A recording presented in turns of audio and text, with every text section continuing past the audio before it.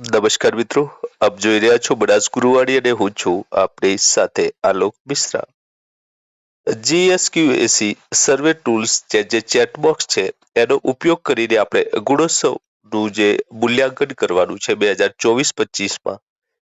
તો આ ટૂલ્સ દ્વારા જે ચેટબોક્સ છે એમાં રજીસ્ટ્રેશનની પ્રક્રિયાને સમજાવતો વિડીયો આપણી બનાસ ગુરુવાણી ચેનલ ઉપર ઉપલબ્ધ છે.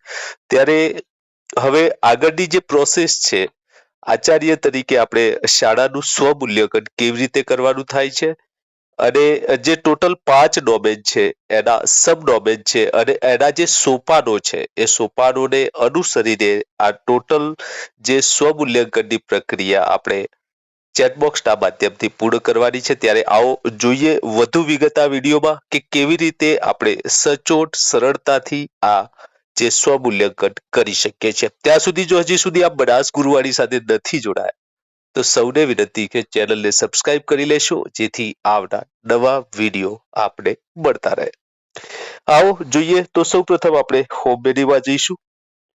હોમ મેનુના જતાની સાથે આપણે હા ઉપર ઓકે કરી દઈશું અને મૂલ્યાંકન શરૂ કરો એના ઉપર આપણે ટચ કરશું. અહીંયા જો વિગતો આવી જશે જે શાળા હશે એની, એ સાચી હોય તો હા કરવાનું રહેશે. હવે જે ડોમેન આવી ગયા છે મિત્રો, અહીંયા જોઈ રહ્યા છો કે 1 અધ્યયન અને અધ્યાપન, 2 શાળા સંચાલન, 3 સહ-શૈક્ષણિક પ્રવૃત્તિઓ, 4 સંસાધનો અને તેનો ઉપયોગ અને 6 વાંચન, લેખન અને ગણન. આ જે તમામ ડોમેન છે એના હવે સબ ડોમેનની વાત કરીએ કે અધ્યયન અને અધ્યાપનમાં સબ ડોમેન કયા છે. તો અહીંયા જે સબ ડોમેન છે એ 1.1 યુનિટ ટેસ્ટ અને 1.2 સેમેસ્ટર, જે સેમેસ્ટર ટેસ્ટ 1 અને 2. અહીંયા યુનિટ ટેસ્ટ આપણે જોઈએ છીએ.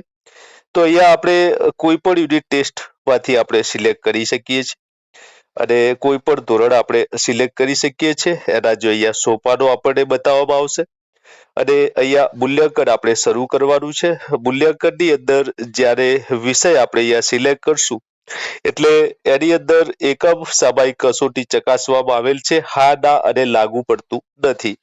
તમામમાં આ રીતે આપણે જે ચેટબોક્સ છે એમાં અંદર લખવાના રહેશે, હા ના અને લાગુ પડતું નથી, અને સાચવો અને ચાલુ રાખો ઉપર આપણે જવાનું રહેશે.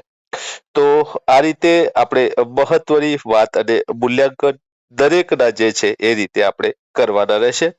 તો અહીંયા જોઈ રહ્યા છો કે આપણે મૂલ્યાંકન જે અધ્યયન અને અધ્યાપનના જે ડોમેન અને સબ ડોમેન પ્રમાણે જે સૂચનાઓ, જે સોપાનો આપણને આપ્યા છે એ મુજબ આપણે સાચવીને આગળ વધવાનું રહેશે. અને છેલ્લે આપણે જે શાળા સંચાલનની વાત કરીએ તો શાળા સંચાલનમાં 2 વસ્તુઓ છે, જે સબ ડોમેન છે સંચાલન અને સલામતી. તો અહીંયા આપણે એ રીતે ટીક કરતા જઈશું.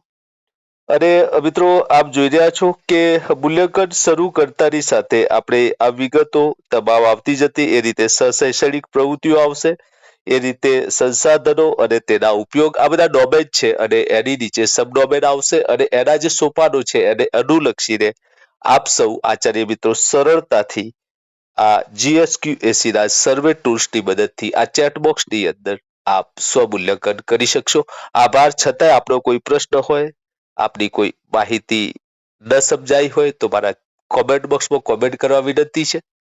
ફરીથી મળીશું એક નવા વિડીયો સાથે, એક નવી માહિતી સાથે. આભાર. જય ભારત. વંદે માતરમ.